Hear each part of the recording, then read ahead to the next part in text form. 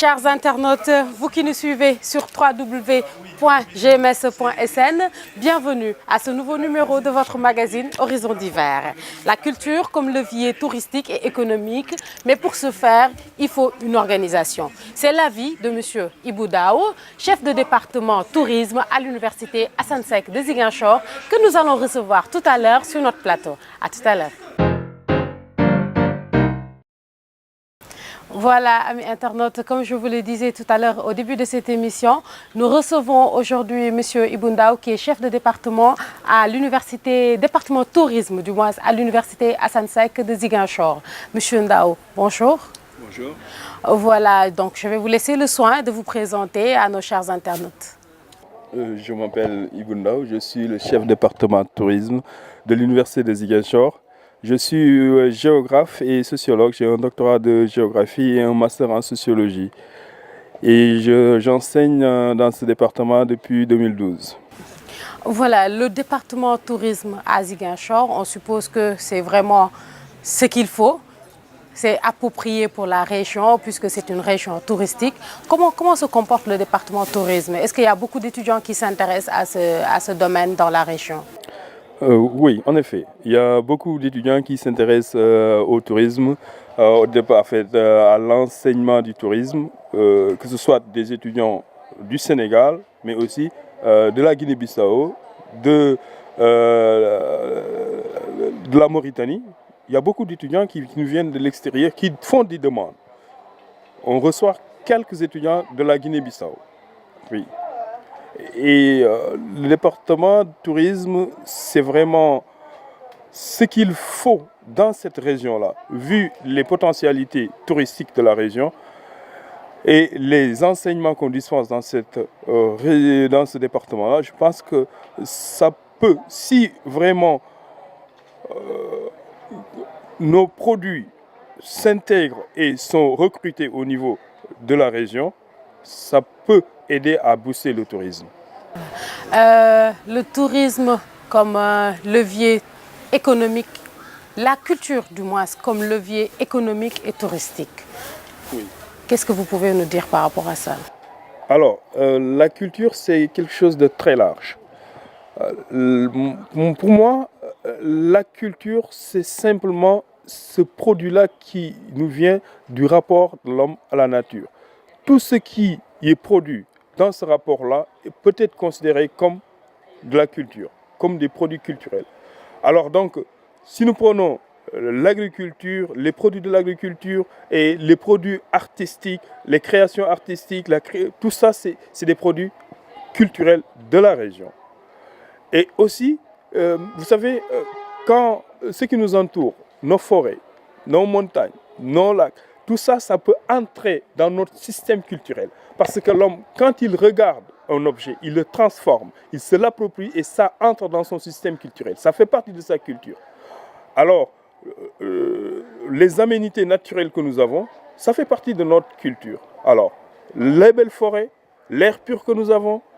Alors, le savoir-faire aussi, c'est-à-dire le savoir-faire, ça vient de ce rapport entre l'homme et la nature. Et alors, tout cela, ça fait partie de la culture et ça peut nous rapporter quelque chose dans le domaine du tourisme. C'est-à-dire, on met la culture en vitrine et on la vend dans les musées, dans les circuits touristiques, à côté de nos hôteliers. Et tout ça, ça participe à développer notre économie. Mais seulement notre culture, le dynamisme culturel, ça vient du dynamisme du groupe, c'est-à-dire de la population. C'est ce dynamisme-là qui donne aussi une dynamique culturelle et qui fait que notre territoire ou notre territoire est animé et a de la valeur. Et c'est cette valeur-là qui attire les gens, que ce soit sur le plan touristique ou bien sur le plan des investissements. Les entrepreneurs, ils ont besoin de ces aménités-là pour venir s'installer. Et quand ils s'installent, ça amène de l'économie, ça crée des emplois et tout ça, c'est à considérer en fait, dans le dynamisme culturel. L'attractivité de notre culture, c'est ce qui peut développer nos terroirs.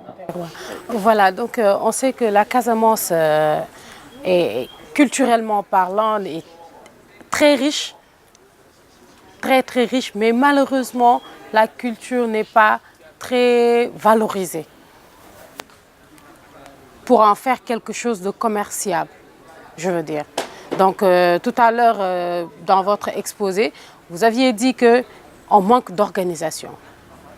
Que pour vraiment que cette culture soit vraiment un produit sur lequel on pourrait se baser pour booster notre économie, il faudrait une organisation. Donc vous, en tant qu'homme de culture, si je peux me permettre, de quel genre d'organisation faites-vous référence?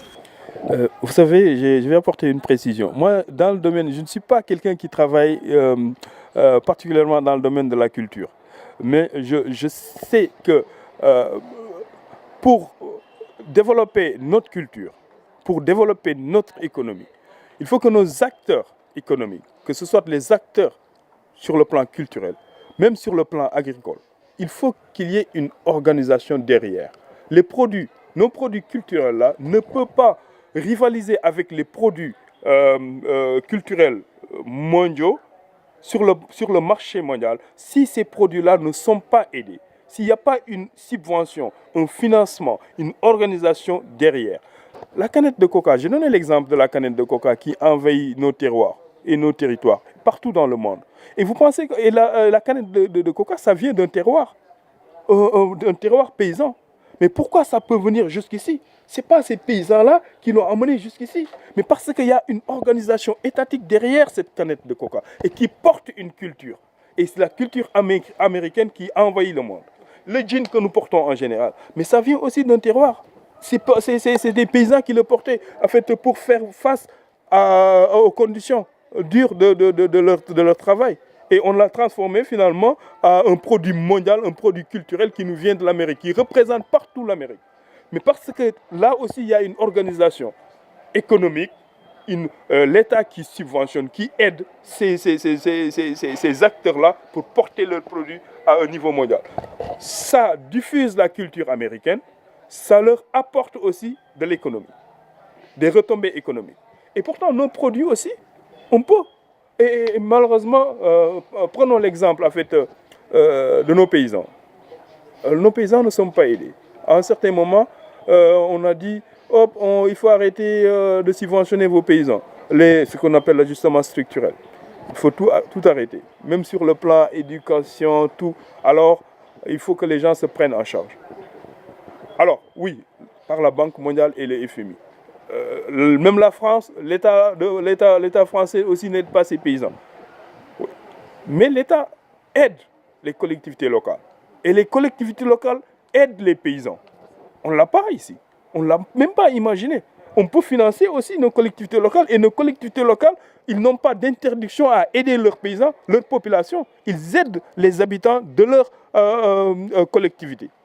Mais on peut passer par ces détours-là pour aider nos acteurs, que ce soit culturels ou agricoles, pour développer leurs produits, porter leurs produits à l'échelle mondiale.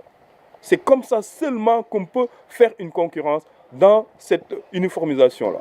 Sans quoi, nos produits vont mourir, nos terroirs vont se vider, il n'y a plus d'activité, le tourisme ne va pas se développer. Et sur le plan touristique, et on nous dit, pourtant on a de beaux paysages, on a un soleil, on a tout ce qu'il faut pour avoir le tourisme toute l'année.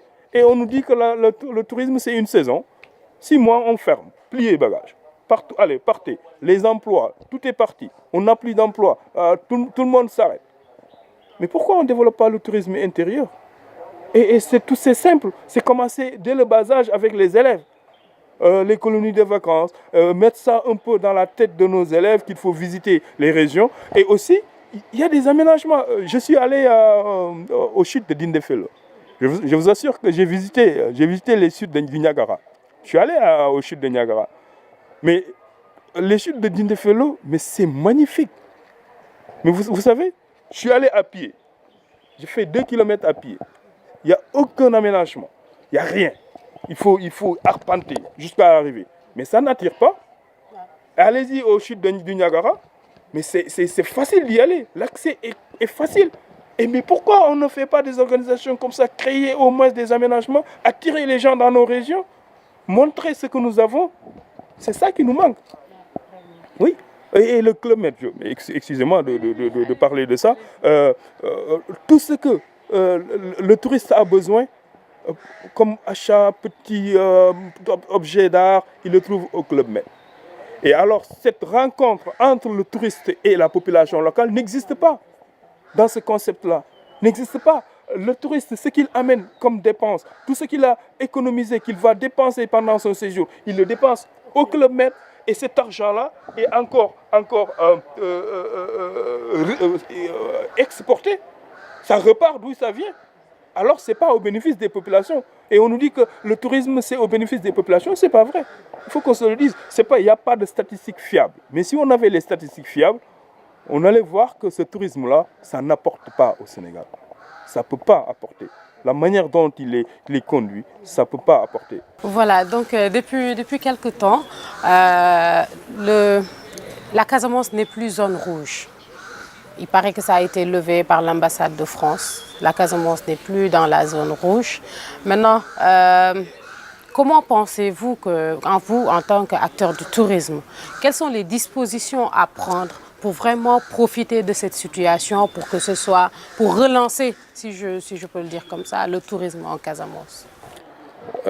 Zone rouge n'est plus dans la zone rouge, ça veut dire, excusez-moi, je suis un peu enrhumé, ça veut dire qu'il y aura plus de touristes.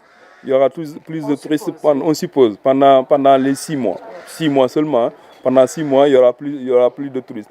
Mais ce qu'il faut faire aussi, c'est permettre ces touristes-là d'accéder à la population locale, de faire marcher le petit commerce du quartier et les petits achats. C'est ça qui fait tourner la machine économique. Mais quand le tourisme, comme on l'a connu avec le Club Med qui viennent, un jour je suis allé au Cap Skirring, on m'avait informé qu'il y avait à peu près 683 touristes au Club Med. Dans les rues, je ne voyais aucun touriste. Sinon, en fait, nous qui étions là, qui étions là. Alors, je me dis, mais comment ça peut rapporter? Ça ne peut pas rapporter.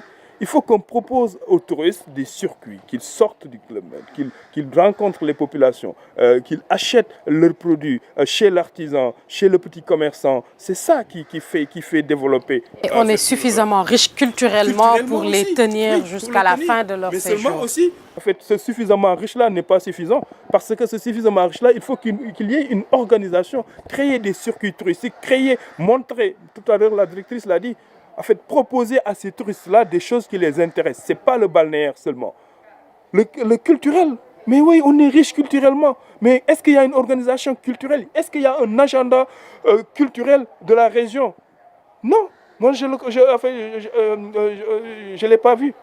Il n'y en a pas. Et alors, il faut cela. Alors, nous formons des étudiants. Il faut aider aussi ces étudiants-là à s'intégrer, à proposer, aller dans les collectivités locales, à leur proposer des politiques culturelles locales, des politiques publiques culturelles sur le plan local, c'est-à-dire un agenda culturel tout au long de l'année, créer des événements. C'est des événements qui créent, en fait, le développement. C'est ces événements-là qui attirent, qui donnent du dynamisme au territoire, qui attirent les entreprises, qui attirent les touristes.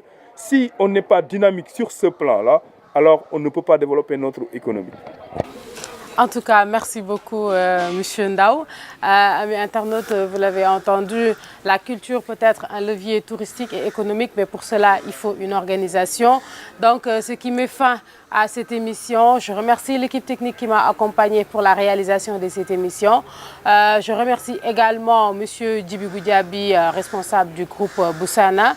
Je remercie mon invité, Monsieur Ndao. Quant à moi, je vous retrouve la semaine prochaine pour un autre numéro d'Horizon d'hiver sur www.gms.sn. Au revoir.